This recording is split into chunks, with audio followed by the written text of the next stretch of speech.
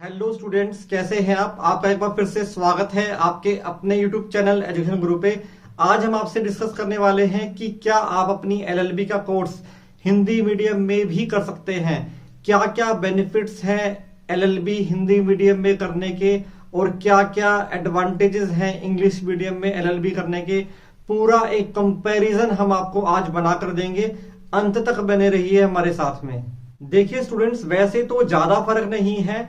आप हिंदी मीडियम में भी अपनी एलएलबी कर सकते हैं, इंग्लिश मीडियम में भी अपनी एलएलबी कर सकते हैं, पर आपको यह देखना है कि आपकी नेचुरली कमांड कौन सी लैंग्वेज पर ज्यादा अच्छी है।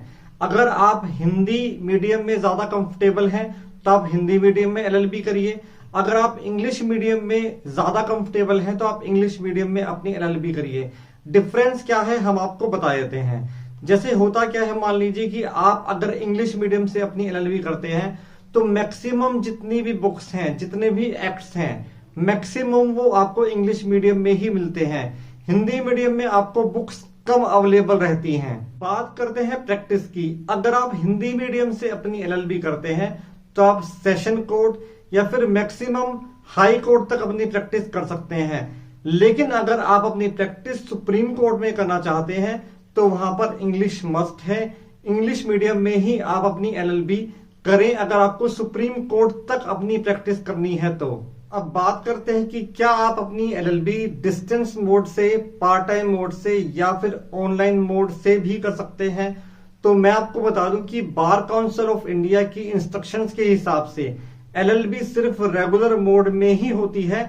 अगर आप पार्ट टाइम मोड से, डिस्टेंस मोड से या फिर ऑनलाइन मोड से अपनी एलएलबी कर भी लेते हैं तो बार काउंसिल ऑफ इंडिया आपको रजिस्ट्रेशन नहीं देगा। आपको भारत के किसी भी बार काउंसिल में अगर एडवोकेट के रूप में रजिस्टर्ड होना है तो एक अटेंडेंस सर्टिफिकेट मांगा जाता है आपके रजिस्ट्रेशन के समय पे।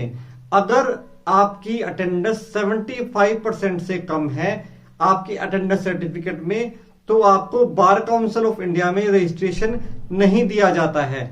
इसके अलावा आपको एक चरित्र प्रमाण पत्र भी जमा करना होता है जिससे कि बार काउंसिल ये पता लगाती है कि ड्यूरिंग योर एजुकेशन आपका चरित्र आपकी पढ़ाई के दौरान कैसा था। अगर आपका पर्टिकुलर कॉलेज या फिर यूनिवर्सिटी आपको आपका चरित्र प्रमाण पत्र इशू नहीं करता है या फिर आपको 75% अटेंडेंस तक का अटेंडेंस सर्टिफिकेट इशू नहीं करता है तो बार काउंसिल ऑफ इंडिया के इंस्ट्रक्शंस के हिसाब से आपका बार काउंसिल ऑफ इंडिया में रजिस्ट्रेशन नहीं होता है। तो आज के वीडियो में हमने आपकी कई क्वेरीज को कवर करने की कोशिश की है। आशा करता हूं कि आपको हमारा आज का ये वीडियो पसंद आया होगा। इस तरह के वीडियोस लगातार लेकर हम आपके पास में आते रहते हैं। अगर आपने हमारे चैनल को सब्सक्राइब नहीं किया है तो कर लीजिए। बहुत बहुत धन्यवाद।